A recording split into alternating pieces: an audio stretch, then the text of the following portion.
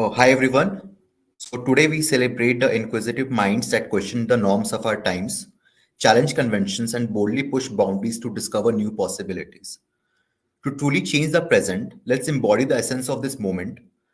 Hello everyone, I am Prasoon Agrawal and I'll be your host for this elimination round. I would like to extend a warm welcome to all of our wonderful innovators to this elimination round of T.U.P 9.0.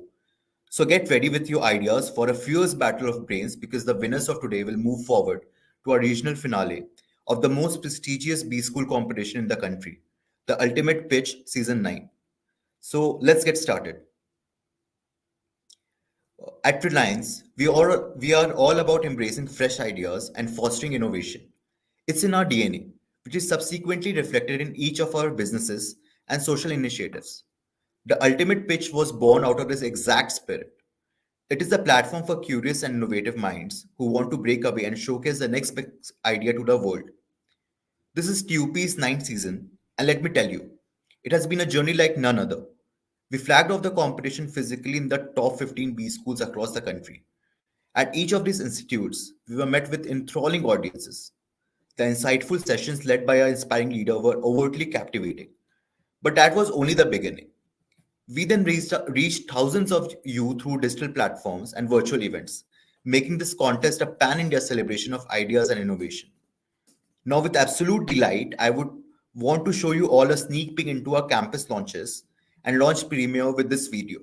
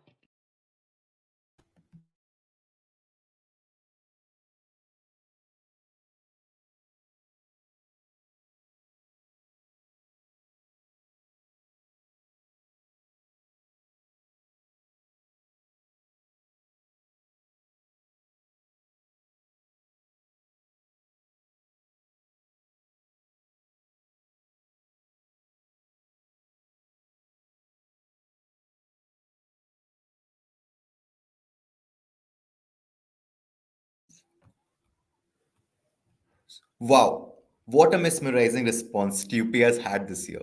We have over 19,000 registrations, more than 1,500 idea submissions, and now we move into the elimination rounds. We thank you all for making it such a memorable launch. TUP Season 9 definitely kicked off with a bang. Enthusiastic innovators from all over the country raced to battle for the grand prize. Each one of the ideas submitted was unique, ambitious, and had a genuine intent for solving critical real world problems.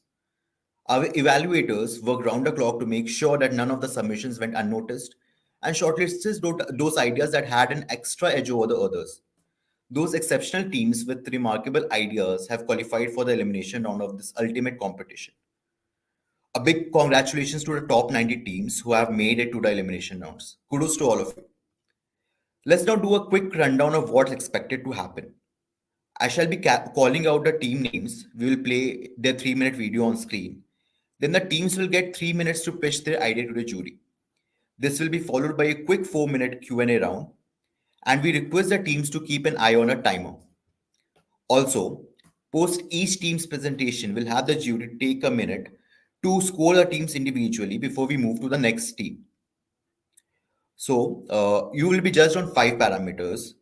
Your idea should be futuristic, practical, scalable, and challenge conventional wisdom and have a strong business case at the same time. Now, for the victors, the national winners get a grand cash prize. We are also pleased to inform you that we have other rewards too. So elimination round winners and runners up receive INR 50,000 and 25,000 respectively along with TUP merchandise. National finalists get mentored by CXOs and entrepreneurs of Reliance owned startups, and all our national finalists will be awarded a PPI with Reliance. So gear up and give it your best. But wait, what's competition without a jury? So we have some of the top minds of Reliance with us today. They will be closely assessing your presentations, evaluating your ideas, and will provide their inputs at the end of the presentations. So now it gives me immense pleasure to announce a jury for this elimination round. So first we have with us Mr. Surdeep Kashyap, who is segment head of Geo Air Fiber. We also have with us Mr. Rajesh Rawat, who is senior vice president, petrochemical cracker business.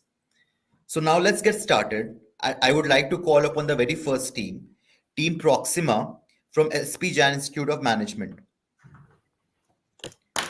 Hello everyone, my name is Amaya Mahod and we are Team Proxima from SPGN Institute of Management and Research.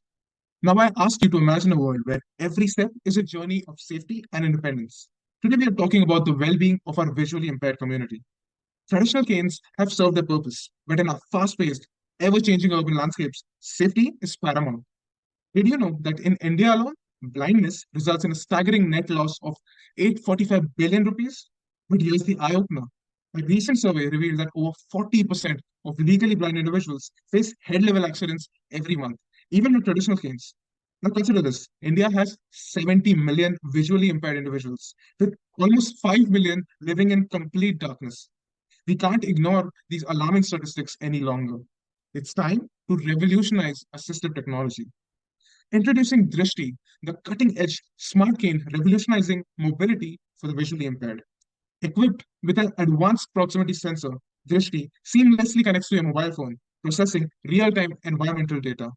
Users receive instant auditory feedback through an earbud, empowering them to navigate obstacles and make informed decisions. Drishti isn't just a cane, it's a commitment to enhance safety, boasting a user centered design that prioritizes comfort and ease. It champions accessibility through technology, providing a bridge to independence and inclusivity for the visually impaired. In a world where mobility meets empowerment, we introduce our revolutionary device, a symbol of enhanced mobility and a beacon of empowerment. Now, this is not just a tool, it's a promise of technological accessibility that bridges the gap for the visually impaired. Picture a society where every individual is included, where Drishti becomes more than an aid, it's a key to social inclusion. Now, our vision is very clear revolutionize assistive mobility. We are not just building a product, we are forging relationships here. Key partners would include sensor technology providers, healthcare institutions, and distributors, collaborating to shape a more inclusive future.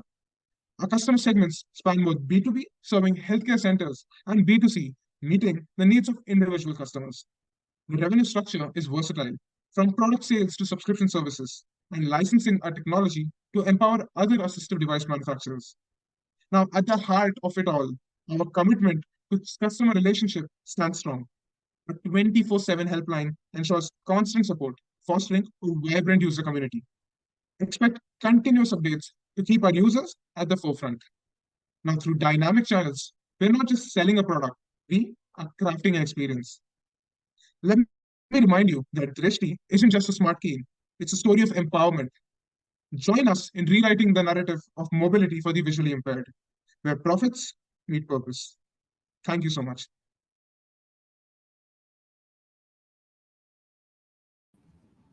Good afternoon, everyone. With the world advancing at such a rapid pace, why is the tech to assist people with disabilities still the same? We, at Team Proxima, are working towards an assistive smart solution that utilizes proximity sensing to help visually impaired individuals avoid accidents.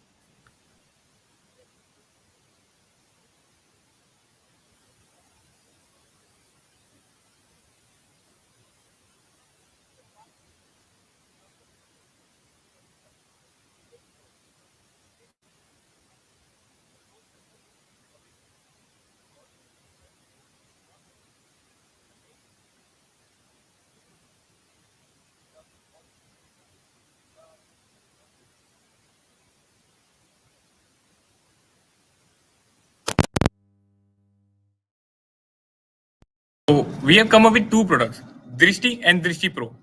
So I'll take you to the working of Drishti Pro. It's a smart walking cane with a sensor fitted on the top. It relays information through the phone. The phone converts data to auditory response. The audio is heard in the earpiece worn by the user. The main difference between Drishti and Drishti Pro is the feedback loop. Drishti gives feedback through vibratory loop, and whereas Drishti Pro gives the feedback through audio response. Our Drishti is targeted towards low-income group who are visually impaired individual unable to afford smart walking cane, where Drishti Pro is catering towards middle or high-income visually impaired individual. Further, we did a competitive benchmarking to understand our price versus utility curve. In terms of price, we are far more economical than our competitors, 10x cheaper than VWalk. In terms of functionality, we are bang on to the competition and even outperforming them in case of Drishti. So I'll be moving on to the channel strategy. So we'll be using a two-phase approach wherein we'll be targeting through the B2B and the B2C channel. So in the B2B channel, we'll be targeting the government and NGOs and the corporate. So we know there are 1,764 NGOs that cater to the visually impaired, and there are certain corporate programs such as the Drishti program run by Reliance Foundation. For the B2C strategy, we'll be using hospital and clinics wherein doctors would be our intermediaries to forward our products. And we'll also be doing the medical device retail using online aggregators such as netmeds.com. For promotion strategies, it will be based on the fundamentals of marketing, digital and traditional marketing, creating awareness. And we'll also be doing live demonstrations and expos and a community engagement of visually impaired people. For expansion, we are in the development of less complex solutions for people who are not completely blind. Currently, we are catering to completely blind population, and we can also expand into geographies such as Indonesia, Brazil. And the future scope is very exciting, wherein we'll be incorporating AI and using AI, the auditory feedback will be enhanced, and we'll know what is coming in front of us. And we'll know what is coming in front of us and we'll know what is not coming in front of us. Now coming to the financials, Drishti Pro would be sold at 2,999 and Drishti would be sold at 999, and accumulated gross margin will get an overall margin of 51.34% from both of these devices.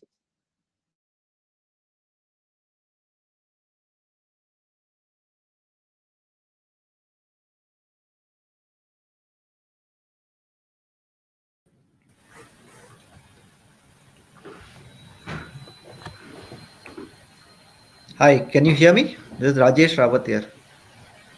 Hello, Rajesh sir. Yes, we can hear you. So, you said the target revenue and the margin is given. What is the volume that you are estimating? First year, second year? Sir, for the first year, we've assumed 10% of 5 lakh. That is, no, we've assumed 10% of 50 lakh, that is 5 lakhs, and we've assumed a 10% CAGR, that is annual growth per year in consumers. Okay. Okay. And what will be the final product that will be sold uh, through these media? It is a smart assistive cane. So here is the diagram on this. So there are two products that we are focusing on. One is Drishti. So it will be a lower cost variant which will offer vibratory feedback to the user, as in we have normal white canes that visually impaired people use. But whenever there's obstacle detection, it will give a vibratory feedback so that they'll know there's something in front of them. And then the Drishti Pro, which is a more expensive version, it will have an auditory feedback as the user would know that something's in front of them in their chart, in their course. Uh, I have a question. So the existing offerings that you have benchmarked, so what's the difference between them and Drishti and Drishti Pro?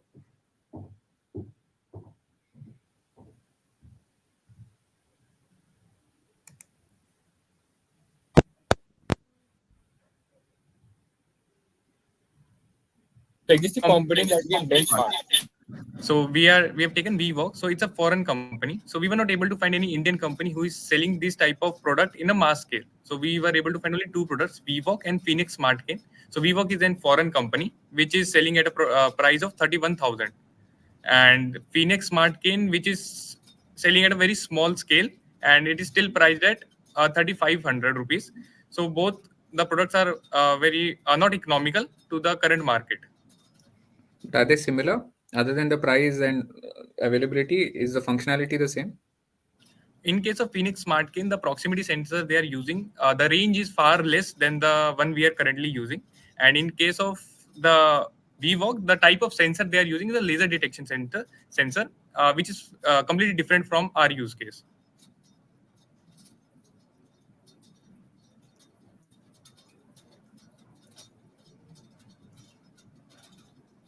So what is your costing model? How do you cost this? Sir, we calculated the cost of goods sold, and using that, we included some of the fixed price, and using that, we priced it according to our competitors. Our aim was to price it lower than our competitors, so that is how we priced this 2999 Drishti Pro. And for Drishti, we had to keep it for the non-premium segment, so we have kept it lower. Sir, in addition to this, we have priced Drishti lower as in because we're focusing on distributive efforts by the government and NGOs. So, at a lower price, a bulk order could be placed by the government or the NGOs, and they can use our product to distribute among the masses. So, our focus is on assisting visually impaired people one at a time. So I have a question. See, you keep saying you're cheaper to competition, but your competition currently is a non-smart or dumb cane, whatever you call it, right? Which is significantly, I'm guessing, cheaper than you. So you're saying that it's cheaper, but cheaper to a solution that currently doesn't exist in the Indian market, right? So when you say we are cheaper, you're not cheaper, you're more expensive. Sir, we are not directly in competition with the non-smart cane. We are offering enhanced mobility. That's why we have considered a very small market share. So if you can see on this side, from the serviceably available market, we are considering that we can only service 10% of that. So we are considering only few visually impaired people would be able to afford or would be targeted through the government scheme or the corporate social schemes. And hence, our competition is not directly with the non-smart cane. And yes, sir, that will definitely be significantly cheaper. But the added benefits we have, we'll have to price our product a little more expensive.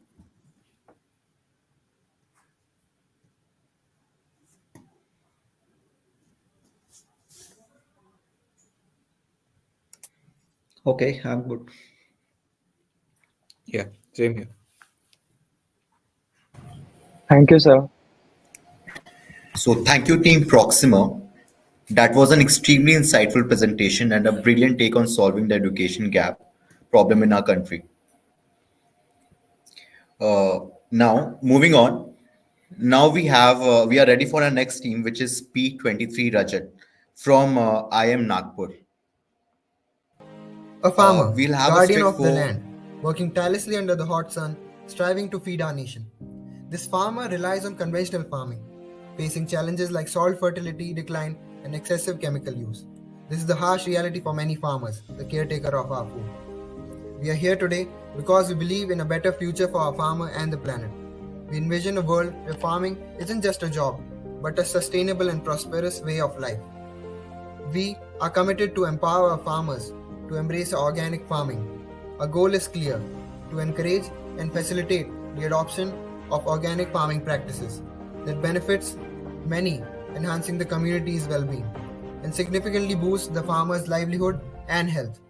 Farm Me Organics collaborate with farmers through organic production contracts, connecting organic products with customers on our marketplace. We share profit with farmers, creating a sustainable farming environment. Our goal is to encourage organic farming for prosperity and sustainability in Indian agriculture. Our approach is to empower farmers with technology, financial incentives, community building, and education. According to experts, the market for organic packaged foods is expected to grow to 4,600 millions by 2028 with a CAGR of 24%. During our research, we found that farmers face difficulty of decline in production capacity due to consistent fertilizer use, and also they saw inadequate returns from wholesalers for their products. A solution focuses on implementing a profit sharing strategy to increase their revenue and devise ways to repurpose waste to create additional products. While the buyers highlighted the difficulty in locating organic food with consistent supply, we want to address that by eliminating intermediaries and reducing waste to work on product accessibility to a larger proportion of the country. Whereas our product market fit helps us to differentiate ourselves in terms of direct partnership with local farmers for quality and authentication, streamlined logistics for swift farm to home delivery, strategically situated warehouses for optimal distribution, and empowering farmers for sustainability and ethical practices. Our value proposition is to support local farmers with transparent practices and provide consumers with fresh and high quality produce directly from farmers.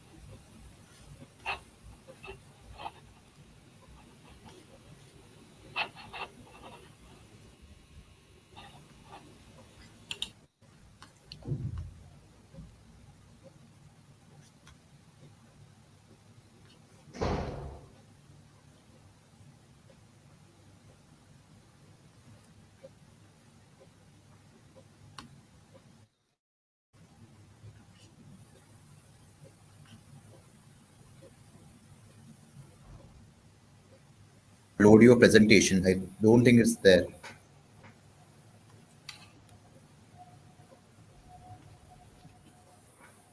Hello. Hi. Yeah, your presentation is not there. Can you please upload Yeah, it? I just uploaded it. All right.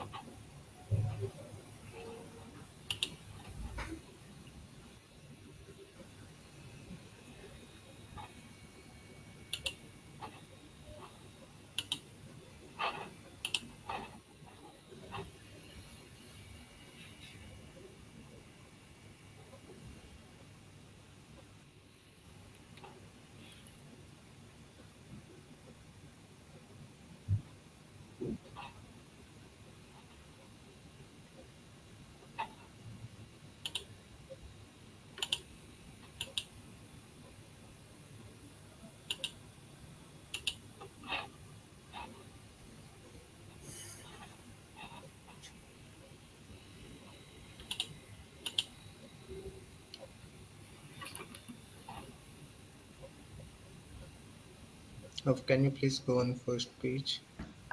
Hi guys, you can start your pitch. Uh, Ma'am, can you please go on first slide? Yeah. For farmers, problems are declining soil health, online misters, limited sales, and low profits. Solution we are providing are organic farming, profit sharing, online platform, waste repurposing. For customers and buyers, problems. Among more than 40,000 people surveyed in India, among the age group of 16 plus, 29% says it is tough to find organic food in my area. 31% say I do not trust it is healthier. Organic food products are also often seen as too expensive and not available in many areas. Solution we are providing are farming organic is working to eliminate intermediary and reduce waste in order to reduce overall cost of organic products. We are also creating a trustworthy marketplace for organic food and aiming to make organic food available to a larger portion of the country's population in the long run. Larger impact include climate change mitigation, soil health improvement, and social upliftment. Here is the roadmap of our product, starting with stakeholders analysis and engaging pilot platform. Over to. So now talking about the scalability of this app that we are going to launch. So first thing is that the market size of India has been increasing with a CAGR of 24%, and the main reason behind that the rising disposable income of the people. Apart from that, they are becoming more health conscious after the pandemic, and the the channel which we are trying to target is by the e-commerce platform, because there is a door to utilize. Only 4% of all the organic food demand is catered by that, and India is among the top countries which has the around 15 lakhs organic farmers, but they do not get the opportunity to sell their product at a viable price. And there are various stakeholders in this. The first thing is the farmers. We will also tap with the logistic partners to streamline the operations with real-time logistic tracking. After that, there will be some certification bodies, because for the organic products we will have to ensure the certifications. Apart from that, we will also tie up with the research institutions, so that give up they can also give techniques to the farmers for organic farming.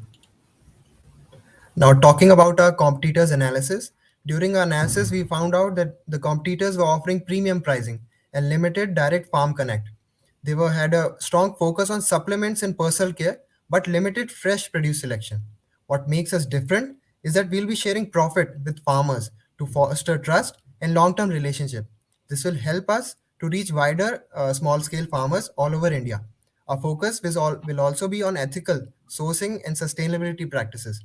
Will be also offering education, technological solution, and financing to support farmers who will be joining on our platform.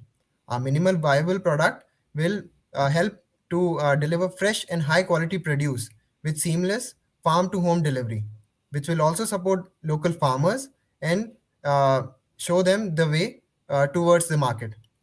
This is the breakup of financial projections. And here we have included how a farmer's share will be 30% of revenue, which will be fixed. And if our company earns profit, we'll give them 10% of profit further.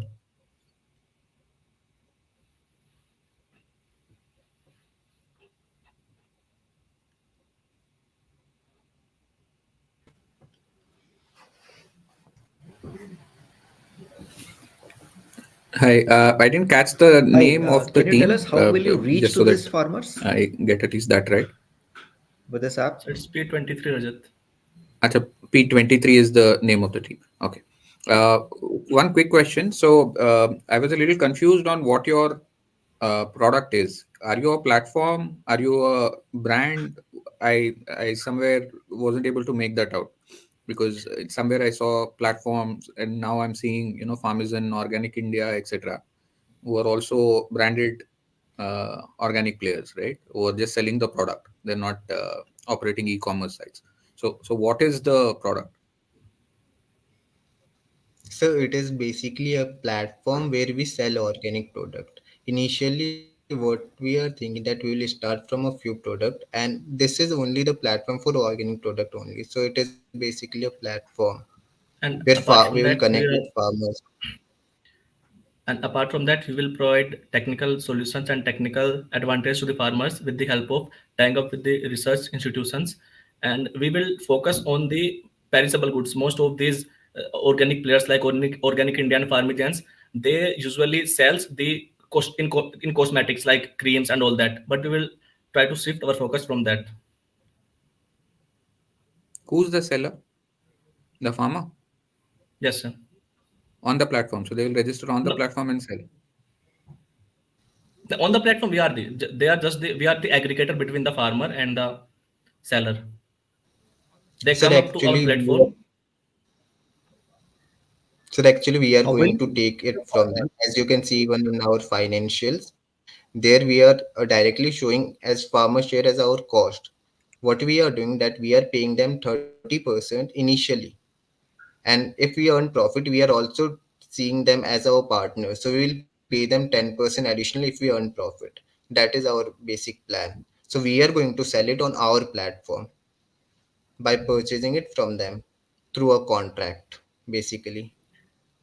And our aim is to promote this organic farming, because at if we try to shift the a normal farmer to the organic farmer, so basically in start there is a lot of cost and it will oppose him. So what will also include, we will also try to give him the supply financing, so that in case of if and also one thing we will also do, we will firstly we'll do the market research about the area we are selling, and then on that we will tell the farmer that these are the products that you have to produce, and we are, if no one will buy, we will buy. And after that, they we will it will lead that they will shift their normal way of farming to the organic farming.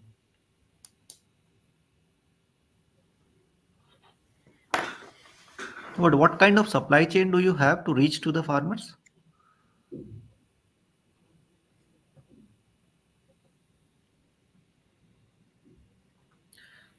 So basically, supply right now we are actually I am from a agriculture background, so I know. So in a starting we will start it from a level of Nagpur. We have talked with various farmers in these areas. So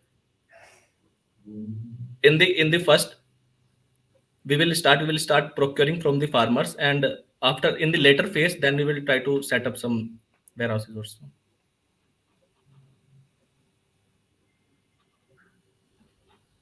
Okay, these farmers are already into some kind of platforms for their farming needs, or you want to?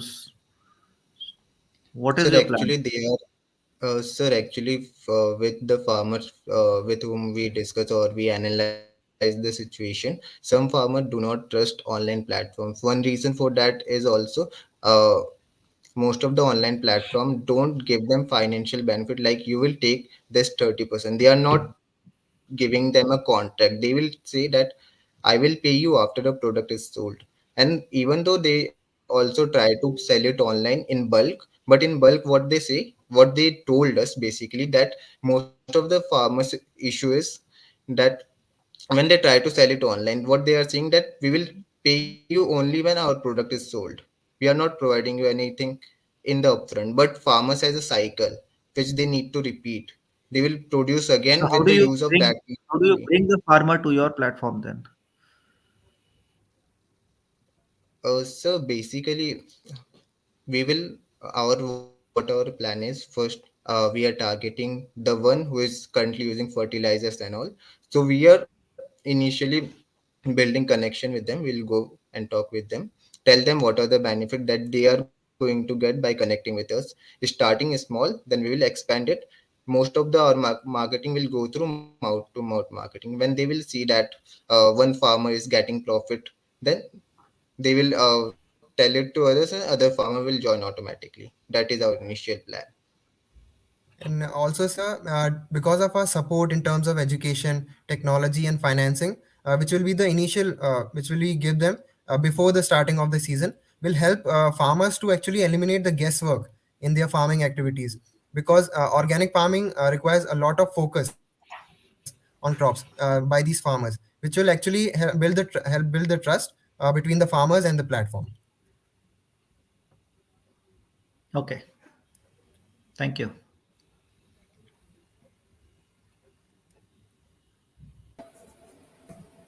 Thank you, team. P23 Rajat. That was an extremely insightful presentation. Now, let's allow our jury a minute to complete scoring this team.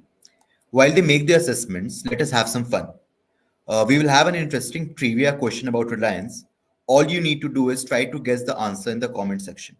The first person to answer correctly gets our amazing TUP merchandise.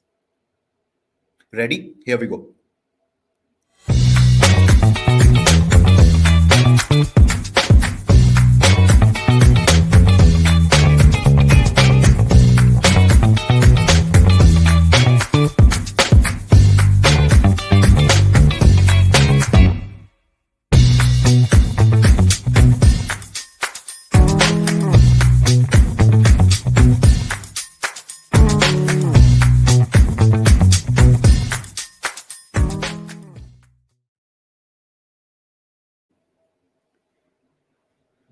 So the fastest answer I got was from Sarthak. You have guessed it right.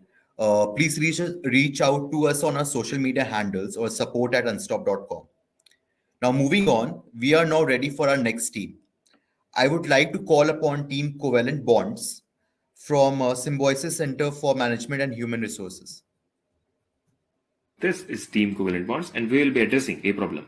In 2015, countries signed the Paris Agreement. They agreed to limit global temperature rise to 1.5 degrees Celsius. So it's time to take stock, to see how well or how bad the world is doing. We are doing bad. At the current rate, global emissions will fall 2% by 2030. But to hit the Paris target, they should fall by 43%. So, who is the villain? It's the carbon emissions. India, being the second largest agro-based economy in the world, produces a lot of crop waste, out of which 90 million metric tons is burned every year, where each ton burned releases 486 kg of carbon dioxide. So what is India doing regarding this? PM Modi gave a 5-point climate agenda during the COP26, out of which we will be targeting point 3 and point 5. This is to reduce the total carbon emissions and to achieve net zero emissions. So what is the solution? It's biochar. Biochar has 3 beneficial effects on soil. Physical. Biochar's microscopic honeycomb structure improves the aeration, water holding capacity, and nutrient retention of soil and stops it getting compacted, meaning all the essentials that plant roots need are readily available and easily accessible. Biological. This structure also provides the perfect housing for beneficial microbiology, which defends roots and fights off pests. Chemical. Biochar is very high in carbon, which is good for a process called cation exchange, which essentially means more nutrients are retained in the soil and available for plant roots. Because of biochar's purity, it doesn't degrade, so it is a permanent improvement to your soil. And because it's so high in carbon, it's preventing carbon dioxide from being released into the atmosphere. 1 ton of carbon locked away in biochar is equivalent to 3 tons of carbon dioxide permanently removed from the atmosphere. Now let's see why a farmer should buy biochar. So with respect to our research, there's 2 major insights which would benefit a farmer. There will be decrease in the fertilizer usage by 25 to 50%, and it will also result in increase of net income up to 50%. Now finally moving on to the plan, which has 3 steps. First is groundwork, in which we will establish a robust supply chain to collect the agri waste from farms and also establish the pyrolysis units in key locations. According to data, there is approximately 550 million tons of crop residue available in India every year. This will be going into pyrolysis units, where it will be converted into biochar, which is our final product, which would be sold to the farmers at the end. Next is the marketing strategy of our brand Upjao Biochar, where we will be collaborating with government agencies to provide the biochar with fertilizer in bundle packaging, and will gain the trust of farmers by showcasing them the results of pilot testing of biochar, and will campaign this result through agri exhibition as well. And the third is the business case, where we are targeting the fertilizer industry at present point of time, and as the data on the screen conveys, that the idea appears to be profitable one, and we can achieve break even by selling 3 to 28 tons of biochar. Thank you. Greetings, this is Team Covalent Bonds, and I hope the problem and the solution were clear. Now we will dig deeper into the business plan. We will be targeting farmers in the northern plain with a production plant of biochar at Uttar Pradesh due to 2 main reasons: ease of sourcing and the proximity to consumption. For sourcing, we are able to identify an estimated supply of 382 million tons of crop residue, or raw material, from UP and nearby states. For consumption, the northern plains, due to their high fertilizer consumption, became an ideal, serviceable and obtainable market. Finally, we have highlighted the cyclic nature of the demand at the bottom. Due to sowing cycle of crops, we will have peak demand from May to October, while we will get sufficient feedstock during the harvesting cycles. This is similar to the fertilizer industry, where warehousing might be needed. Now, moving on to the marketing strategy. On the next slide.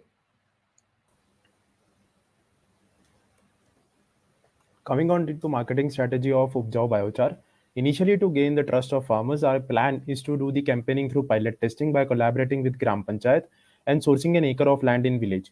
Here, in half of the acre, farming would be done without biochar, and in another half by using biochar. A third-party institution will record this result so that our testing is more transparent and trustworthy, and this result should be shown to the farmers at the end. Moving on to the online channel, we would have our own website and YouTube channel where each and every information about biochar and solution to some common issues regarding farming would also be posted. Next is utilizing the resources like Krishify app, DD Kisan TV show, and agri influencers on YouTube to target our advertisement to the crores of farmers coming there. Then comes offline channel. This plan is to either set up our own outlet or tie up with the retailers in APMC and local markets, which is the optimum location because the farmers in the large numbers would be coming there to sell their produce. Lastly, we would work together with some government institutions like National Mission for Sustainable Agriculture to spread awareness over our brand Upjao Biochar. Next slide, please.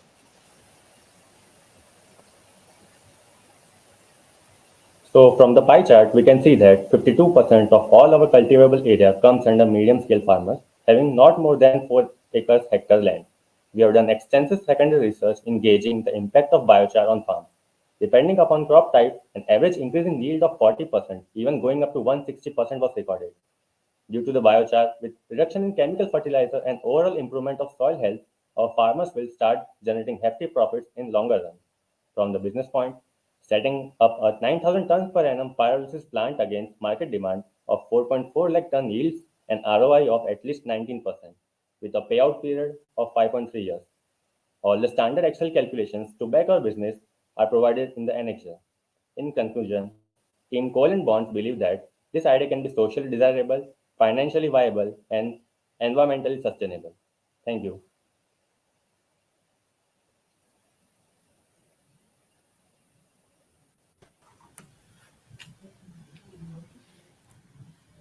Is this one plant with a Tell capacity of me, 9,000 this tons per annum? biochar, is it a patented technology or anything of that sort? And Can you hear the me? second, Is this one plant, is it, for of the capacity of 9,000 tons per annum? So if Yes, we sir, are it's a answering medium scale. Mr. Rajesh first, yes, we at this present scale, we are considering one plant at Uttar Pradesh because of ease of accessibility to all the or required type of feedstock. And if we are answering Mr. Sudeep's question, I believe that this is not patented and it can be made via a pyrolysis plant.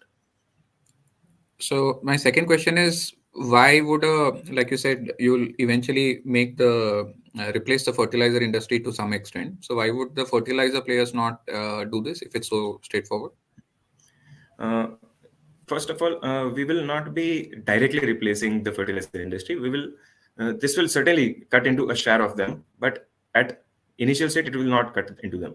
And I believe that the problem of why fertilizer industries are not implementing is that the farmers don't even know the benefits, and there is no actual awareness about this product.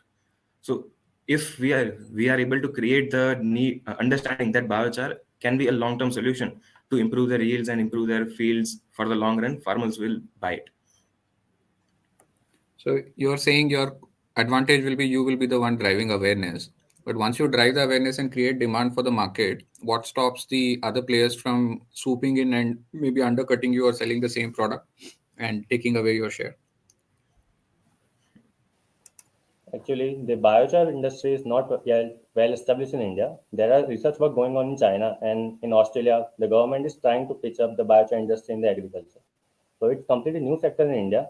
And as my colleague Hiten said, it is not competing with fertilizer industry. Actually, it is the additive because we know that chemical fertilizer gradually reduces the soil quality and leaves it barren on the longer use. In replacement, the biochar will improve the soil health, it will improve the water retention capacity, and also fix the cation action capability. So it is quite sustainable in the longer run.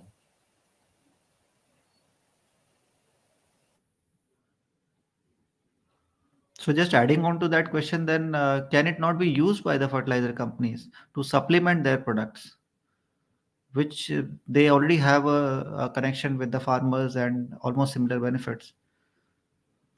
So in that case, they have certainly not moved into this space. So we are hoping that we will have an early movers advantage and we will capture the market share with our product in that case. No, but even if you have early mover advantage, they have a wider network advantage. No, they can actually scope in and do a more scalable thing, much better.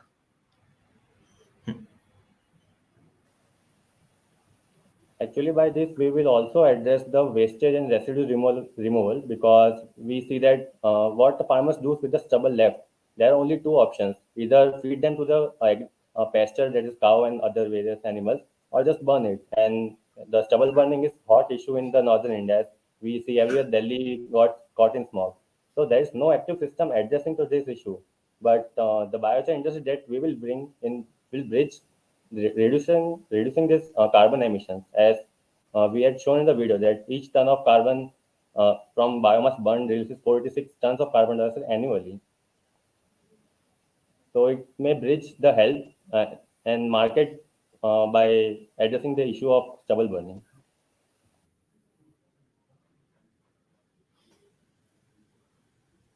I'm done. Thanks everyone. Yeah. So just last one then. The major part of the cost would be then transportation of this raw material, right? Uh, in that case, here transportation we will use the almost the same channels as the fertilizers. So the transportation will be done 80% via train and 20% on road. And we found out that the transportation will be cost will be very marginal in this as we are using railway methods. Okay.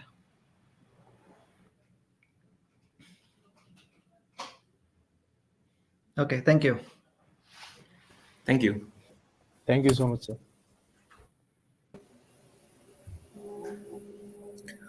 Thank you, Team Covalent Bonds. That was an extremely insightful presentation. Now, before we move on to our next team, we will allow our jury a minute to rate this team's presentation.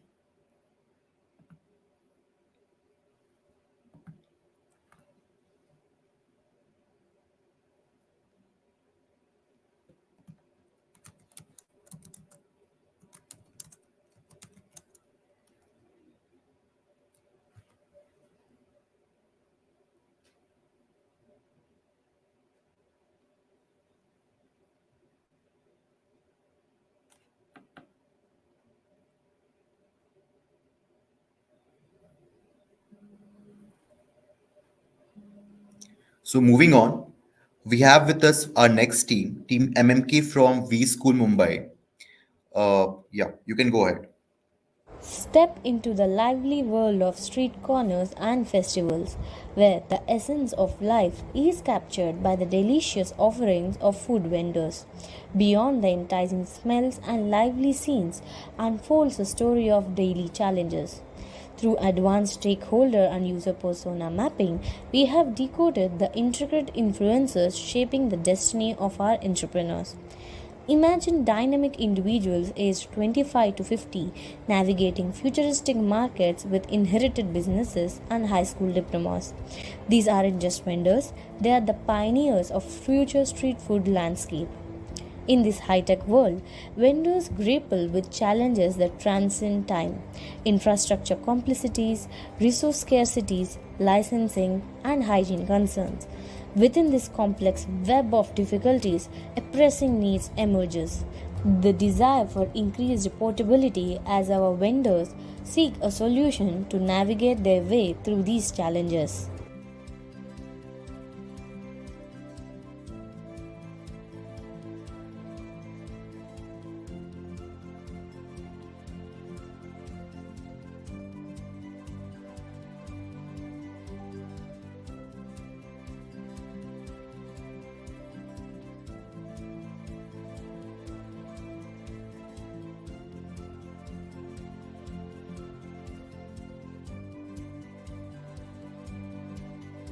Step into the future with the mobile V cart, a groundbreaking advancement in street food dynamics. Picture 360-degree wheels for smooth mobility, a foldable chopping board, or side slider for extra space, seamlessly incorporated into an innovative design. The integration of storage reduces the need for excessive material handling, optimizing operations by keeping everything easily accessible. With the V-Cart's built-in dustbin, waste management becomes hassle-free. Embrace this cohesive and convenient future of street food with the mobile V-Cart. Now, turning our attention to the market, with an impressive count of 5 million street vendors across the country and a significant 440,000 in Mumbai, our inventive solution is ready to establish a strong market foothold. Thoroughly evaluating material usage and associated cost, the total investment per cart ranges from 23,000 to 48,000, offering potential investors a flexible and strategic investment opportunity. Now to our revenue models. Whether it's occasional, regular, budget conscious, or committed vendors, our options span from trying before buying to full ownerships, providing a tailored approach for every business model. From a flexible lease program offering predictable costs and potential discounts, monthly subscriptions priced at 500 to 1000 to short-term rentals at 100 to 200 per day, we ensure accessibility for all vendor types. Thank you for your time. Let's transform the streets together.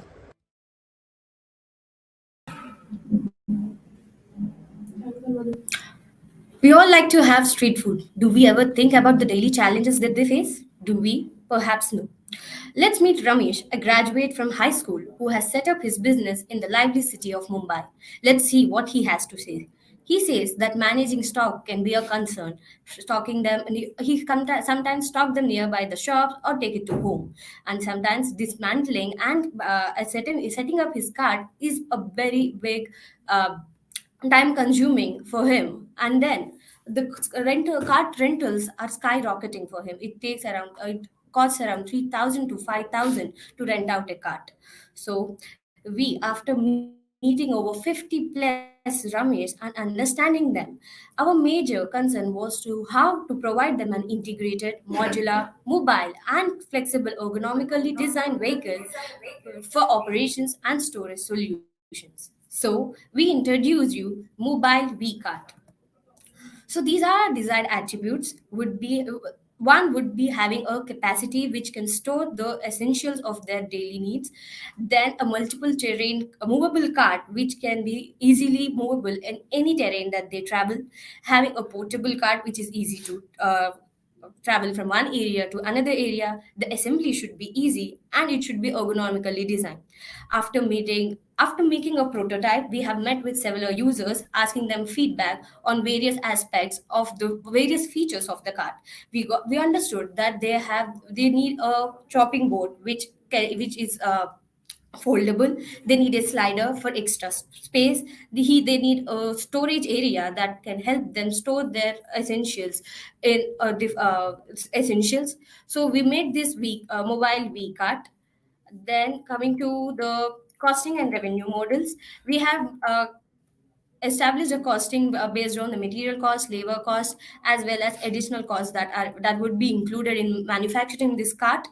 And our cost bandwidth was around 23,000 to 48,000.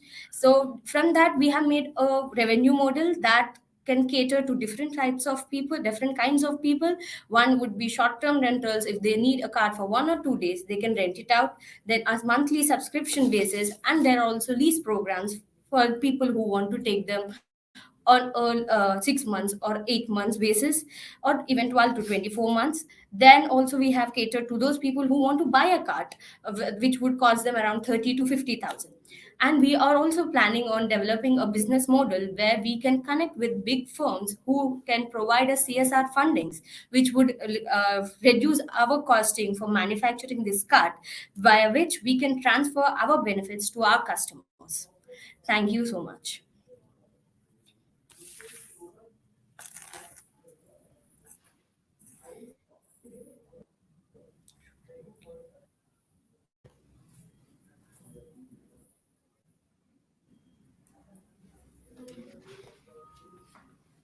Yes, sir.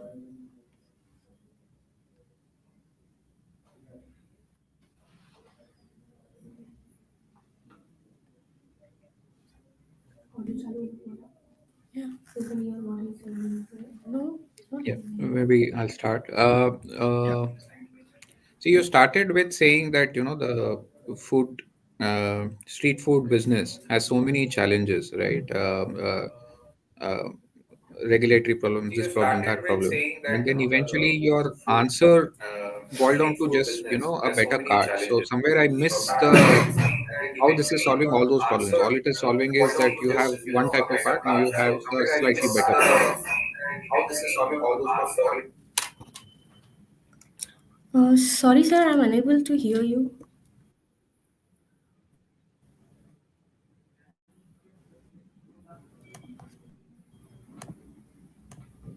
Hello. Am I, am I audible? Yeah, I think they had some eco issue.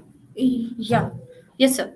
Okay. So I'll go again. So I was Yes, sir. saying that, see, you set up the problem as in the street food model has a lot of problems with it, right? And you made the whole problem clear with regulatory issues, this issue, freshness issue, and so on and so forth. Eventually, but you boiled it down to saying that I have this cart.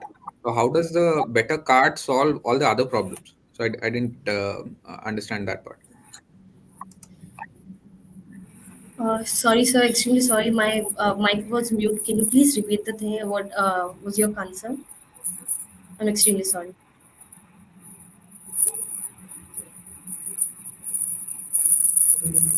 Did the other people get the question or no?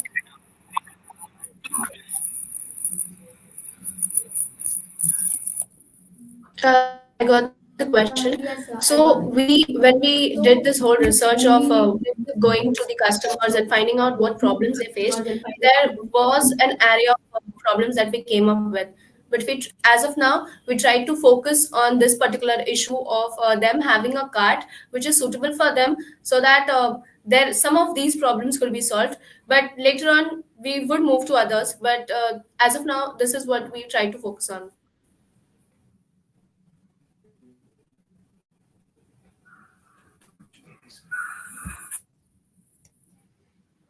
Okay, I'm still not clear because in your research, nowhere did I see that the cart is the problem, right? So while the problem of the street vendor is well known, it didn't come across as this is the big pain point that he or she is looking to solve, right? So you said they have a lot of problems, and then you offered this mousetrap. It's not clear to me why they should buy this mousetrap and what it will do for them versus what they are currently using. That part I still not fully clear about.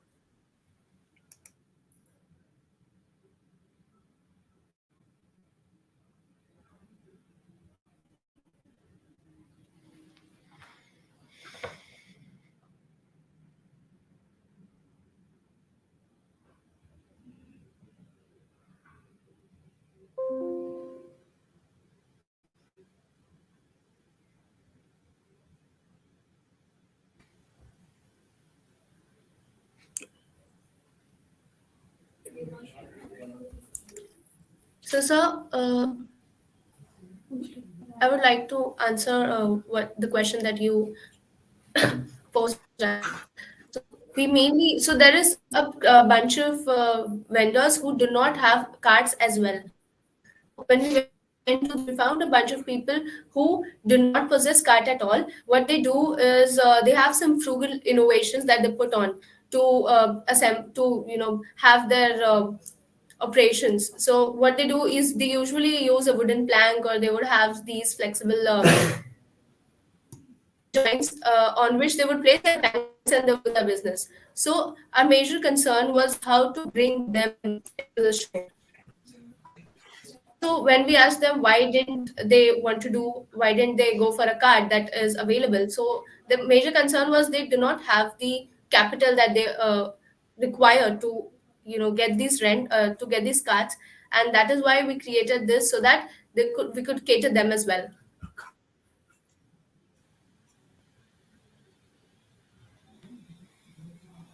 Yeah, that's all from me. Yeah, thanks.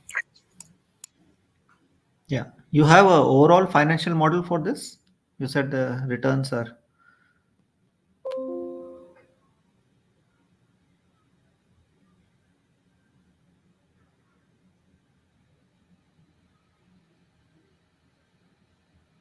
Now you have various options of supplying these, but have you made an overall financial model?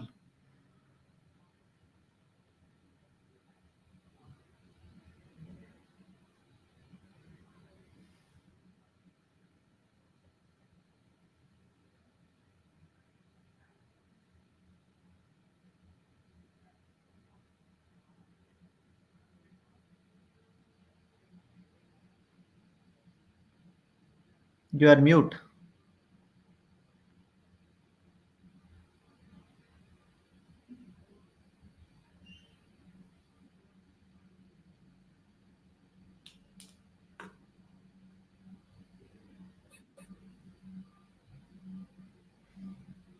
I think there's some problem with their audio. They are still mute.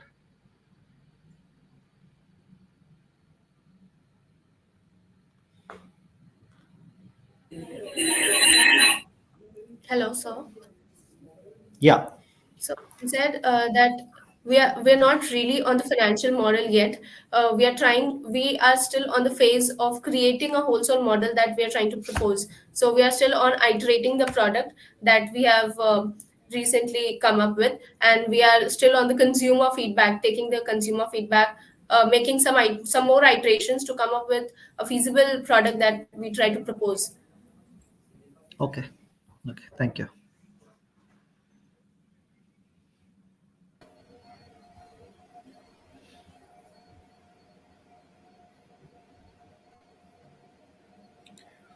Thank you, team MMK. That was an extremely insightful take on the street food business.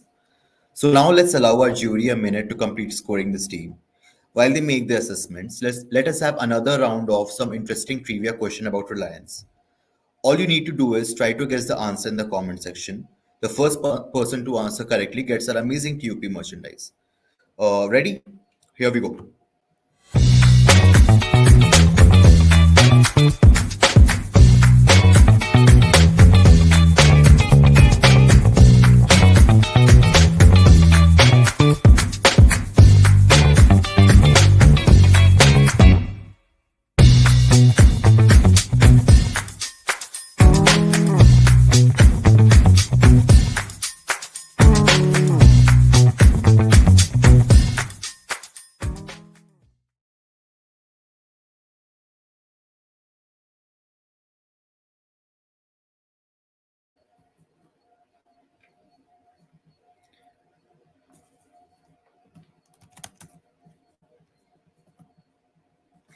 Thank you, Chinmay. You have guessed it right.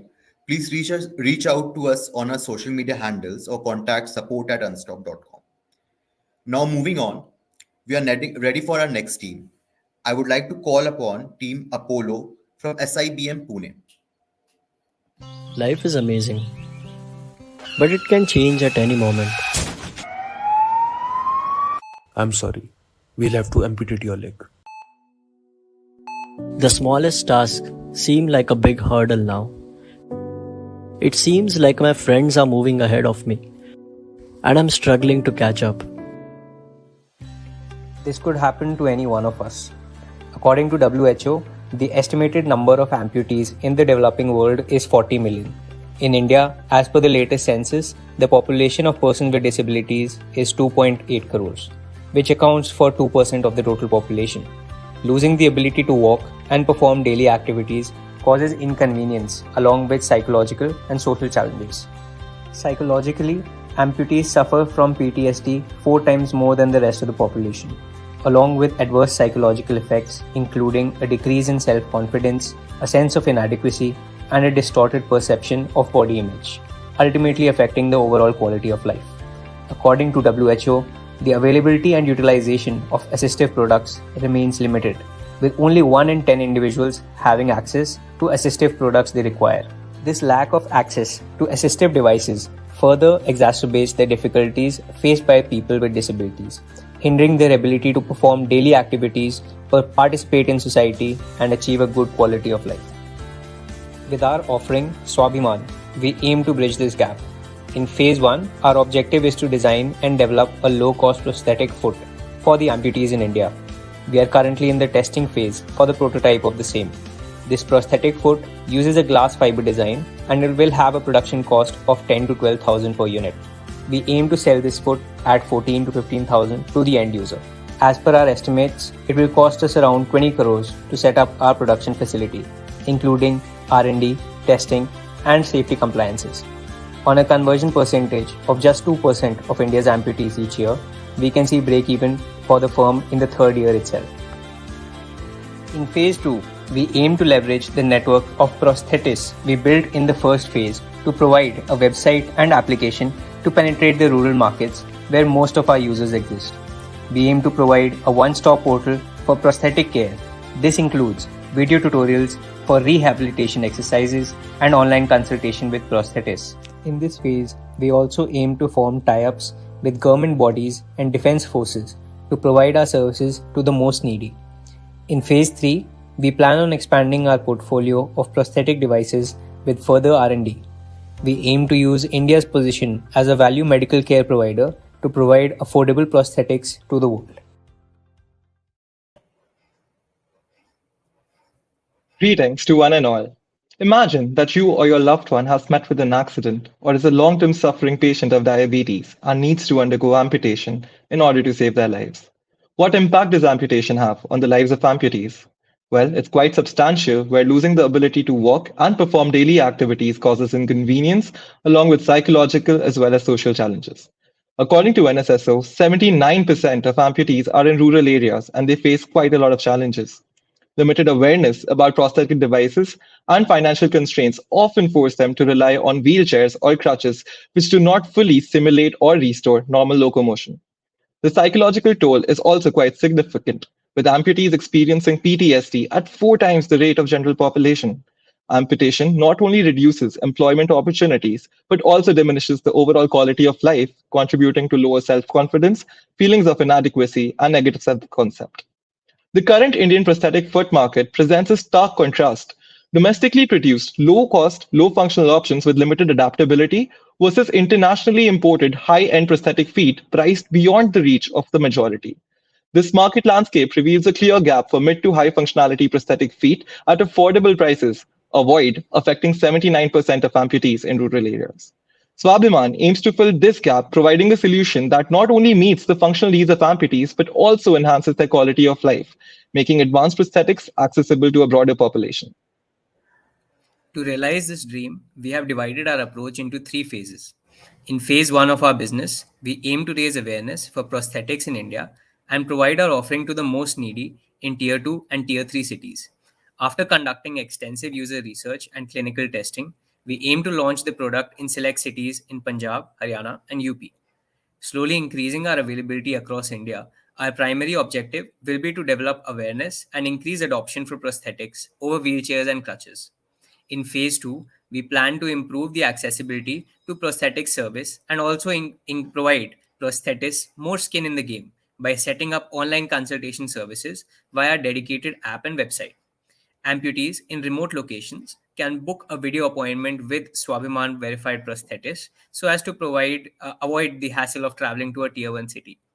We also plan to launch offline stores in certain locations where the demand is high, as well as set up partnerships with government bodies and defense forces to improve our reach. In phase 3 of our business, we will expand our product portfolio to provide a holistic solution to affordable yet functional prosthetic care. We aim to leverage India's strength in the healthcare sector to export our prosthetic and functional prosthetic devices are not yet present. Our vision at Swabhiman is to empower amputees worldwide, ensuring that no individual is compelled to endure a diminished quality of life due to the challenges related to affordability or accessibility. We are dedicated to addressing these issues head on and aspire to make a profound impact on the society. Thank you.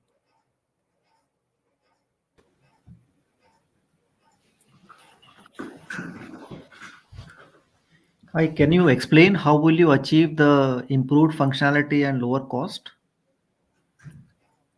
Sure, sir.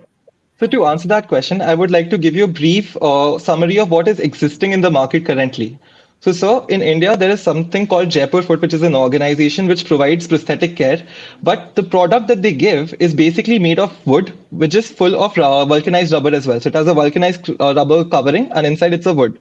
So there are multiple challenges when people use this prosthetic foot, which is even though low priced, but since it's made of wood, there's a lot of moisture retention due to which it loses its durability very quickly. Moreover, since it's wood, it's pretty hard, so it cannot take adaptation on different terrains, which is the case in rural areas where terrain changes very easily and there are no smooth surfaces as well. Another reason, sir, is that when you're wearing a wood prosthetic foot, what happens is you're limited to less than 2 hours of activity per day, which incorporates less than 4,000 steps. So, sir, we changed the raw material which is being used. We're using a glass fiber design, using glass fiber pellets with resin molding, which automatically increases the flexibility of the foot itself so that it can adapt to different terrains as well.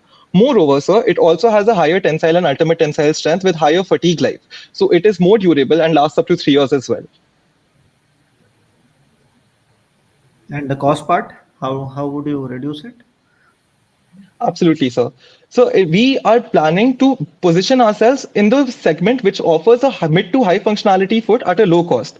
So looking at the current market, Jaipur foot sells that foot at around 3,000 to 5,000 rupees, but low functionality. When it comes to the imported foot, it is costing more than 30,000 rupees, and it is generally made of carbon fiber and titanium parts. So we are planning to use glass fiber. So how we are actually using it is glass fiber, making the prosthetic foot itself using glass fiber is amounting to around 2,200 rupees. Then a socket is made using an aluminium, and that will cost around 2,000 rupees. The PU foam, which will make the foot shell, will again come to around 3,000 rupees. And the last part would be just making the pylon, which is basically an aluminium rod connecting all the parts in together.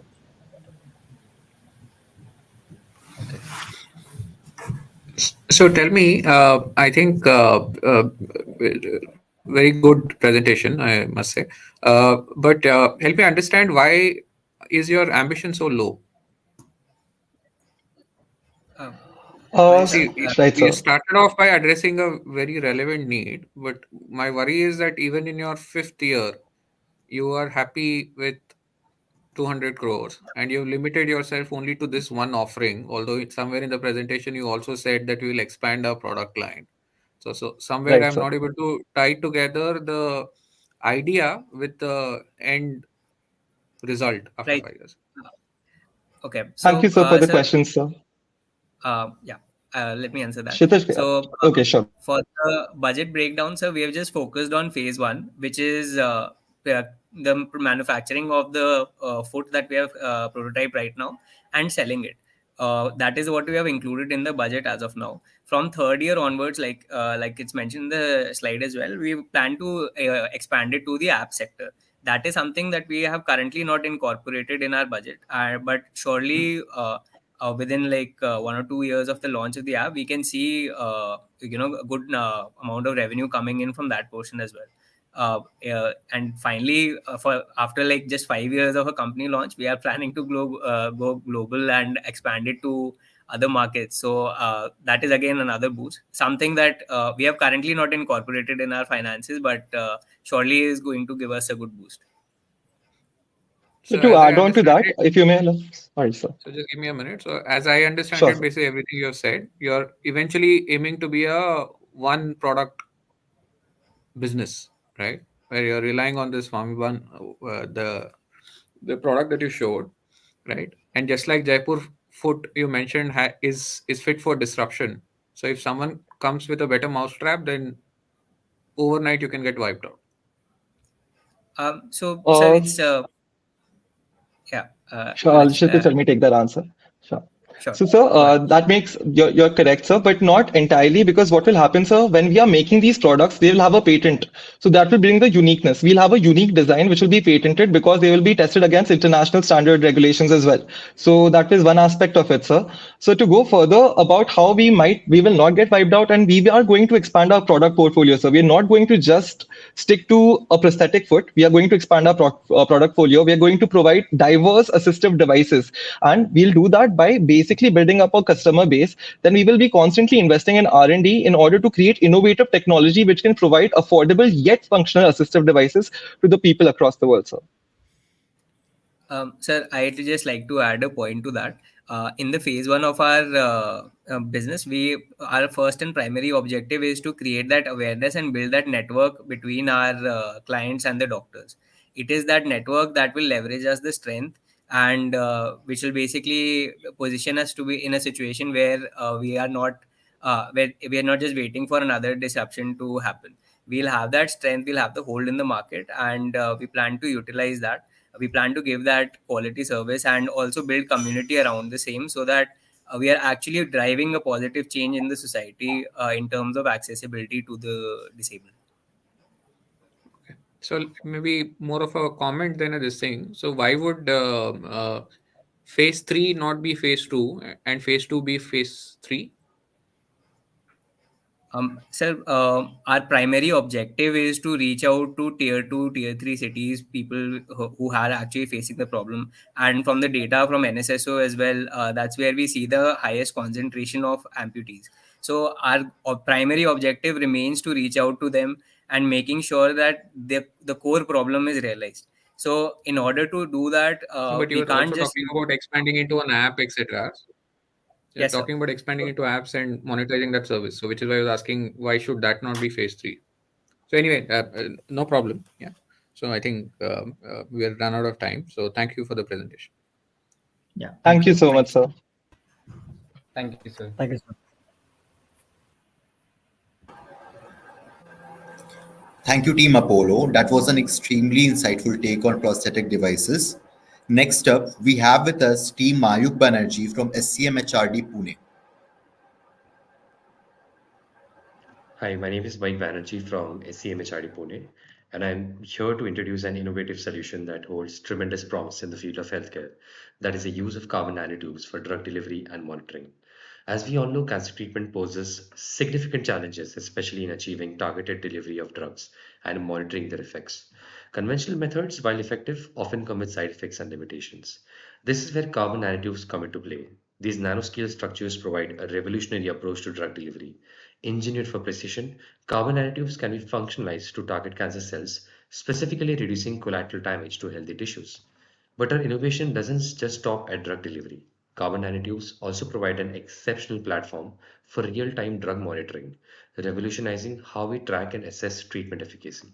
We can use fluorescence imaging, where carbon nanotubes exhibit unique optical properties for real-time imaging.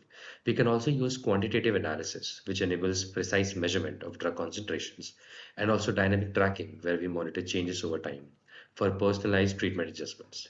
By harnessing the potential of carbon nanotubes, we can overcome long-standing challenges in cancer treatment. Some of the important ones are reducing the side effects, where targeted delivery minimizes harm to the healthy tissues, reducing side effects.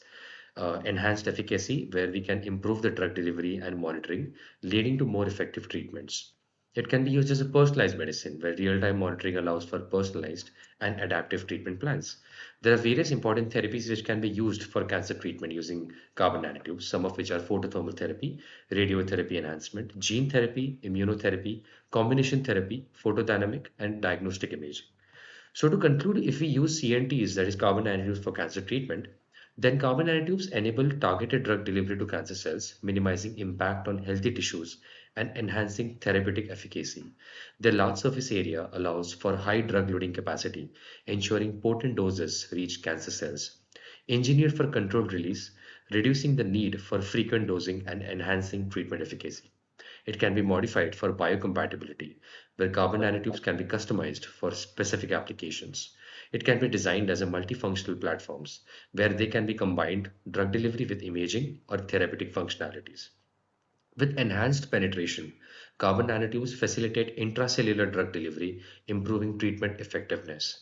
Possessing unique optical properties, carbon nanotubes enable real-time imaging for monitoring drug delivery. Carbon nanotube-based drug delivery systems have the potential to minimize side effects by precisely targeting cancer cells. And this idea is definitely futuristic and is also solving a real-world problem, especially needed in India, where one of the leading cause of death is cancer. In terms of scalability, however, this is surely an ambitious project. However, with proper funding and collaboration with research experts, this is completely doable. Thank you. So my name is Mayuk, and I have an idea of using carbon nanotubes for specific cancer treatment. So what do I propose is to leverage carbon nanotubes for targeted drug delivery as well as diagnostics in cancer treatment, so that we can enhance the precision as well as efficacy. And it could be a revolutionary approach for personalized medicine in oncology, advancing therapeutic outcomes. Now, for some background, cancer is one of the leading cause of death in India, and India has an ASMR, that is age standardized mortality rate of 63.1 per 1 lakh, which is approximately half of the global ASMR, globally. And current treatments in the market rely on radiation as well as chemotherapeutic agents that kill normal cells and cause toxicity to the patients. And chemotherapy with anti-cancer drugs is main auxiliary treatment, but often fails because of their toxic side effects that are not endurable for the patients. So, in order to tackle these problems, I think that carbon nanotubes can be used because of their versatility. Now, for example, for targeted drug delivery system, carbon nanotubes can be very much cost efficient. They can decrease the toxic side effects. They can reduce the dosage of the drugs. They can increase the specific localization and also their efficiency. And they can also control the biodistribution. Now, because of their versatility, we can engineer these carbon nanotubes accordingly to the receptors of what kind of cancer cells we are targeting. So their size can range from 1 to 100 nanometers. Their surface can be changed according to the functional groups to what kind of cancer cells we are actually targeting. Now, basically, carbon nanotubes can not only be used for efficient drug delivery, but can also be used for diagnostic purposes. There are two major types of carbon nanotubes. One is single multi-walled, one is single-walled carbon nanotubes, and one is multi-walled carbon nanotubes. As you can see this diagram, you can see a multi-walled carbon nanotube, which has a specific receptor which can identify only those cancer cells which we are targeting. So this can help in targeted drug delivery so that they can ignore the normal cells completely. And as I've already said, they are versatile, they are biocompatible, they have chemical stability and as well as bonding because of their sp2 orbital bonds, which makes carbon nanotubes an ideal carrier for drug delivery. Now, functionalized carbon nanotubes can be designed to selectively target cancer cells. So this targeted drug delivery approach can minimize the damage to healthy tissues by 80%. Uh, I've been able to carry out a cost analysis if I want to start a CNT research lab and create a drug of my own. But before that, I would also like to tell you that this has diagnostic properties as well. With the help of cellular imaging and in vivo imaging as well as cancer imaging, we can actually carry out live monitoring of the drug inside the body while the drug is being acted on the cancer or tumor cells. So not just drug delivery, but also diagnostic purposes. The global oncology and cancer drug market size was valued at 220 billions in US dollars in 2022 and is estimated to reach around 430 billions in 2028 with a CAGR of 11.78% during 22 to 28. And targeted therapy segment is anticipated to contribute the largest market share in 2027, which I am currently eyeing with the help of carbon nanotubes. However, the major challenge here is going to be the clinical trials because if I'm trying to create a drug here, the drug as well as the CNT conjugate, it might take some time with respect to clinical trials. However, the business idea is there, and the research lab is going to cost me around 10 to 12 lakhs. The CVD method, which is one of the methods of creating carbon nanotubes, will cost me 2400 per grams and giving me a purity of 95%, which is good enough according to the research papers if you're trying to make it biocompatible. Also, because it's going to be a pharmaceutical drug, there is going to be cost of the equipments, and I'm planning to sell the drug if I'm able to make it for around 5,000 to 15,000 per tablet or vial, because the current drug in cost in the market is around 5,000 to 80,000. So to conclude, it has a futuristic approach. Carbon nanotubes are capable of detecting malignant cells, which are active targeting moiety, and they can visualize location of carbon nanotubes in the body using real-time in vivo imaging. They can kill cancer cells with minimal side effects by sparing normal cells by active targeting and control drug release or photothermal ablation. And we can also monitor them live. Thank you.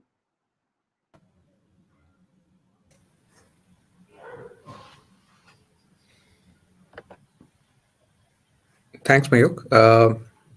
I understood the technology. Yeah, thank I you. didn't get the business. I didn't get really the business model that you are proposing. So, Are you going to tie up with so somebody? How are you going to reach? Yes, there are two options here. I can tie up, for example, there is Reliance Life Sciences. It has its own CRO lab. So I mean, if the idea is working, then there is definitely a possibility of carrying out a business out of it. I just have to make a drug, which is a conjugation of the CNTs as well as the cancer drug, so that it can easily target the cancer cells, or else with the help of its permeability factor of the carbon nanotubes, it can get inside the cells and help in uh, treating the cancer. So these are two ways. I can either make my own research facility or have partnerships. So as I've written in the presentation, execution of business ideas, I've written forming partnerships. That is a better way. That is a better approach to do it. So yes. However, making the drug after clinical trial level 2, and patenting the drug, only after that will I be able to have a good product so that I can sell it in the market. It could be a service based, it can be a product based. We can go via doctors. So yes, there are a lot of options here. So it can be used as a business case study also. So. I'm still not clear about the business model, Mayuk. So I get that as a drug, it has a lot of potential. Right, But sir, right. I think just saying that you'll execute it after the drug is developed doesn't give me Yes. any sense of what the business model is. Right. So, in fact, while I was doing some research on it, I was able to think that a lot of big pharmaceutical companies who have been able to develop cancer drugs have been able to manage a supply chain out of it. So just as an analogy to that, if I'm able to prepare a carbon nanotube as well as a drug conjugate, and once the drug has been patented already with the technology, then I can definitely have, because it has a lot of advantages as compared to the current market drugs that is in the market. So using these advantages, I've been able to easily sell it. However, if you were talking about the business plan or execution, I did not. Sell It was sell it to who, Mayuk? I'm still not clear. Are you selling to the so pharmaceutical companies? Are you selling to the yes. customer? Are you selling to hospitals? Who are you selling to? I'm selling to doctors, or I mean, if I have my own pharmaceutical company, I can sell it on my own as a service-based company where I can treat their cancer cells because it's going to be either a vial or a tablet. So that is one of the option. Or the next option is I can have a supply chain via sales and marketing representatives or MRs who can go to the doctors and sell them as tablets. So these are the two ways which I thought. Basically, it's going to be a No, those are pharmaceutical the drug, two sir, in the end. ways. I Yes. mean, that's scary, right? But what is your way? I'm not clear about what is your way. What is the business model? I mean, I'm not really. I mean, these are the two ways that I thought of, honestly. And I mean, the first major challenge is to create a drug out of it. So basically, it's the idea that I thought. But then when it comes to selling point, I just had the only business plan of how other pharmaceutical companies are able to do it with the advantages that they have in the market. So that's the only plan which I had. So honestly, Got it. yes. Got it. So what's preventing these pharmaceutical companies from hiring you as a scientist and developing it in-house and making So profits off? So basically, because it's a new technology altogether, and the latest research paper was released in 2022, so it's a researched project as of yet, and major pharmaceutical companies already have a well-established product portfolio and also supply chain. So they have maintained a low profile when it comes to preparing a new drug with a new technology. However, there might be some small and medium enterprises working on it, but the funding is the issue here. So that's about No, it. there could be a pharma company which already has a drug which is in the market. This is only a delivery system, which you are saying is Right. a better system. So they may Right, sir. use this quickly, no? They can do an Absolutely. R&D. In fact, yes, sir. Yes, sure. So, I So, mean, so yes, the I'm answer proposing. why what's preventing them to actually go into this is not very clear. They can actually do So this. they can exactly, they can absolutely do this. I mean, it's a brilliant idea as well, and it can actually help saving the cost of the customers as well as the pharmaceutical companies using CNTs. However, as I've Targeted mentioned that. delivery. So, for example, there is Biocon. Biocon has been able to use this technology, and they have produced a medicine called Abraxone, but it costs around 15,000 for one dose. And they are not using CNTs; they are using other nanomaterials. They have been able to make a protein drug conjugate out of it. So that's why I thought that because CNTs are much more lower in production, so we can use it as a drug delivery system and make a business out of it. That's the plan which I had in my mind. So, Okay. Thanks, Okay. Mike. thank you, sir.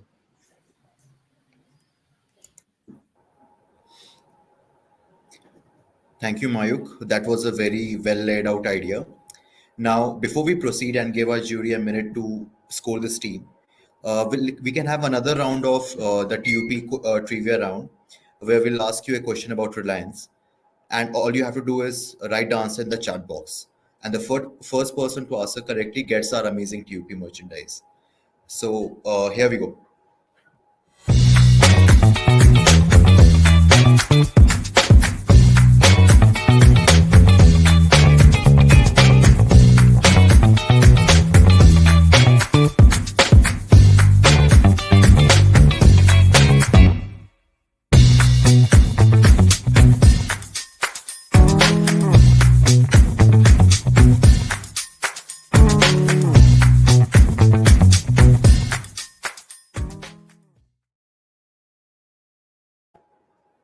So we got the first correct answer from Rishabh.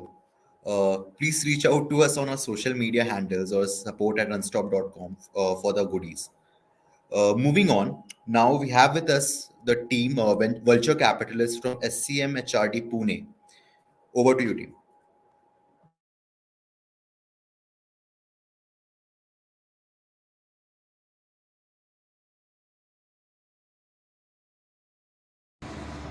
Hello, this is Team Vulture Capitalist from SCMHRD Pune.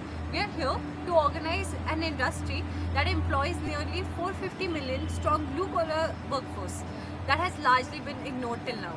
This massive cohort is working every day, but the situation has become unstable. The major pain points include fragmentation, lack of transparency in price, discoverability, lack of skilled professional workers, as the workers hired from the open market are neither skilled not trustworthy. Hence, there is a vacuum that exists in this space.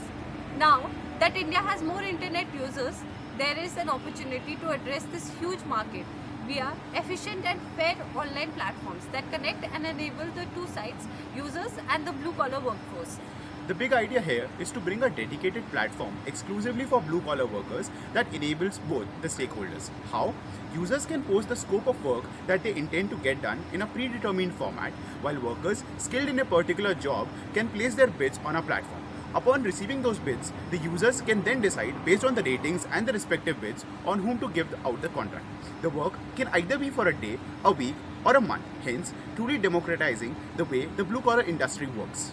Additionally, through our platform, going forward, we intend to introduce upskilling programs by collaborating with various institutions to train and form a highly skilled and professional workforce, which will include premium services. But how do we earn money? Well, we are not a job portal. We are a data company that will have access to the highest quality workers in the country.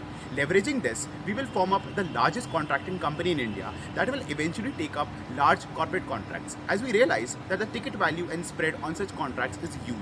This is where the true business potential of the industry lies. By this approach, we'll get the best of both worlds, a social enterprise that also makes business sense. Thank you.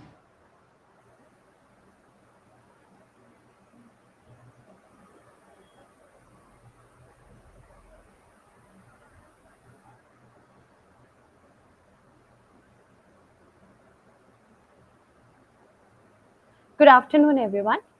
We are here to organize the blue collar industry that employs close to 30% of India's population.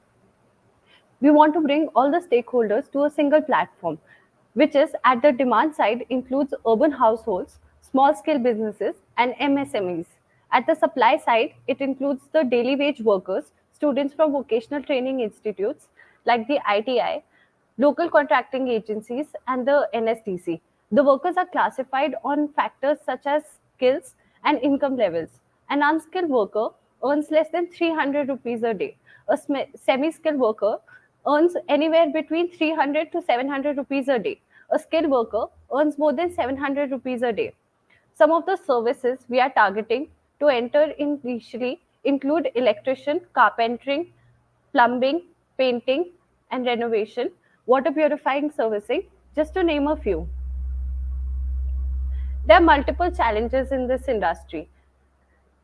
Some of the challenges that the industry faces as a whole are the industry is largely fragmented. There is no or less availability of the required tools. There are safety concerns for both the users and the workers. Alongside, there is a lack of market discoverability and professional training for the workers. There's also high attrition rates and no recognition for high quality workers.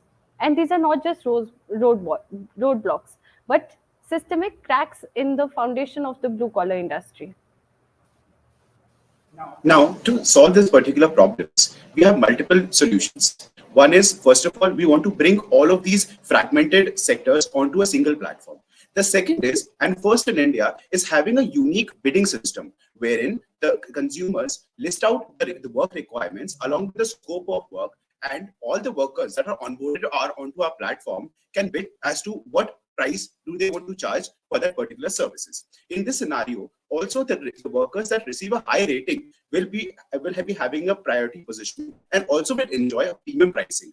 There will also be a differentiated user interface and user experience for easy and well-defined categorization so as to improve the discoverability of these workers. The other part is collaboration with various vocational upskilling and partnering with NBFCs for financial assistance to all these workers. At collaboration with Government of India,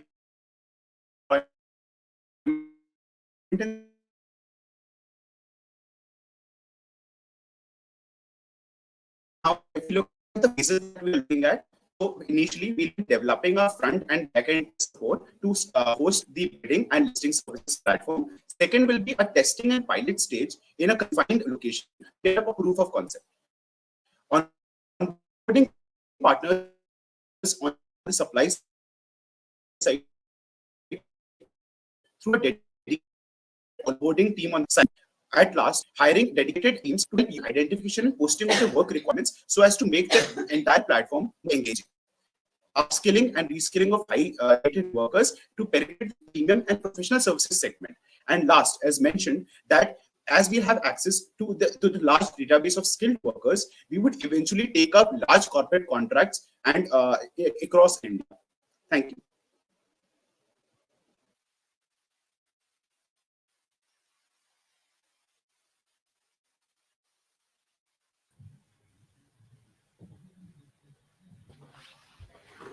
Hi. So, except for the services that are maybe online services, most of these services would be localized. How do you match the supply demand there? Yes.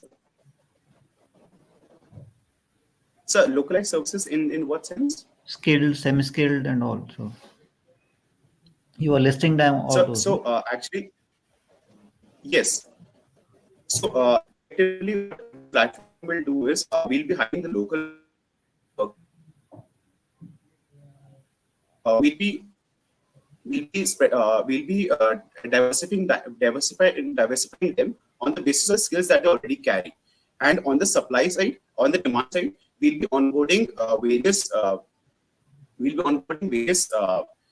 consumers as per the. So, for an example, we are sitting in Hyderabad. So, the IT workers who do not have the discoverability of where to find a plumber or a technician will be coming on a platform and they'll be generating the demand.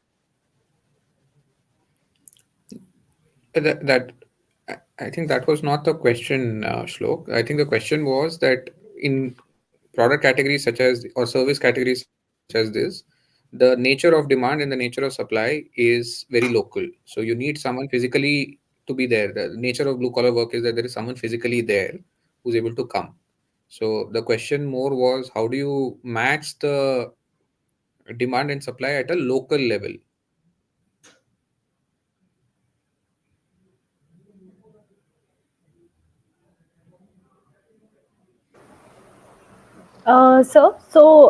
We've decided that this is going to be a region-based platform. So, for example, in Pune, there is a requirement in a specific area. So, it is going to be according to the location of the services that we are going to connect them to the nearest blue-collar worker who has the same expertise. And what other role are you going to do other than connecting them? So we are going to maintain a database of the users or the skilled workers that are going to be there, and eventually as we progress, we'll use that database to furthermore bring like big contracts to the company. For example, if we enter the B2B segments, we can No, but use that's a the. pie in the sky, right? So initially, other than just help me discover carpenters and this thing, what other value do you bring? I can also discover it using local groups, just dial, and 100 other such things, right? So other than discoverability, what is the user problem that you're solving? Is not clear to me. We are bringing a unique bidding platform. So here in Just Dial, for example, you can only find the services, and most of these job portals are highly inactive. Like there's a job posting for 6 months, and sometimes the job posting is even closed, and there is no response to the person who is applying to the job. So ours is going to be a very active platform, and on top of that, it is going to be a bidding system, so it will give it will democratize the market supply and demand, and according to the demand and supply, the prices are going to be set. Who's the end user? So the end user is going to be the urban households first of all, and we want to target the small and medium businesses, because for example, the kirana store in many cities, for example, they just put out a sign that a salesman is required, but the reach is not really huge, and such jobs are not even listed on job portals. So what we will do is we will update it regularly, and even the small businesses are going to benefit from this, as well as the people who are looking for jobs. They don't even know that such jobs are existing. do you feel the needs of the urban household and the small businesses are the same? And how do you expect to cater to both of them? Because you'll have to Uh, create supply in, I mean, just to build on what was asked earlier, you'll have to build now two marketplaces. You'll have to build one marketplace for SMBs, which has their requirements met, and on the supply side, you have enough of their kind of demand. And secondly, for urban households, again, the same thing. I mean, even for discoverability to work as an idea. yes, sir, I understand that. But if you see in our slide, we have categorized. So for the urban No, households, categorize, so you can add 10 other categories. But is your hypothesis that as a startup business, you will be able to pull off two segments? so all this is going to be really slow, and we're going to start from really small businesses and scale up towards bigger businesses. So, like, I feel like there are some similarities in small businesses and urban households. For example, cleaning services, or like even the sales staff doesn't require much expertise. Basically, even clothing stores, the unorganized clothing stores only require uh, very unskilled kind of work. So, yes. So it's okay. Yeah. So I think it's in your name, vulture and capitalist. So I think one of the things that I want you to think through is, would you put your own hard-earned money into this if someone presented this idea to you, and why? But just as a reflection, yeah. Because you are calling yourselves vulture capitalists. Yes, sir, we would definitely, because I think this is a very big opportunity, and all of the platforms and all of the businesses that are already existing in this market, for example, even the urban company, there is a lot of exploitation and strikes every day, and even the blue collar workers are not happy. And on the other end, even the consumers are facing an issue that there is a lot of premium pricing, and it is not accessible to everyone in the market. So it is very important that we also like step in and do something for the, if we can connect them better and at a more localized level. That's Shlok, okay. I would you think we've want to run out add? of time. I had a few other questions, but I think we've run out of time. So that's it from my end. Sorry. Okay.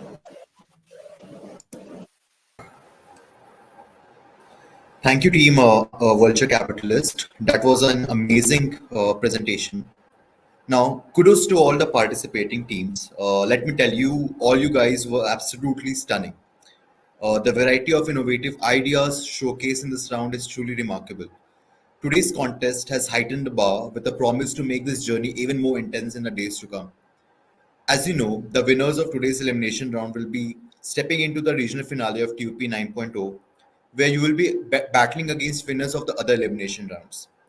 Now, to quell the curiosity as to the winners and runners up for today's elimination round, the suspense will have to linger a bit longer. Rest assured, the results of today's elimination round will be declared on our social media platforms by the end of the day. So keep those social media notifications active. As we conclude this round of this competition, we would like to express a heartfelt appreciation to the jury for their insightful questions on each of the ideas presented today. We thank the audience and the teams for making this an interactive and exciting event with the futuristic ideas. All the best, everyone. You were amazing. With that, this is me, Prasoon, signing off for today. Keep following us on our social media handles and stay tuned for further updates. Stay abreast with all the exciting things going on our social platforms. We shall see you soon during the TUP 9.0 regional finale. Until then, take care and have a good day.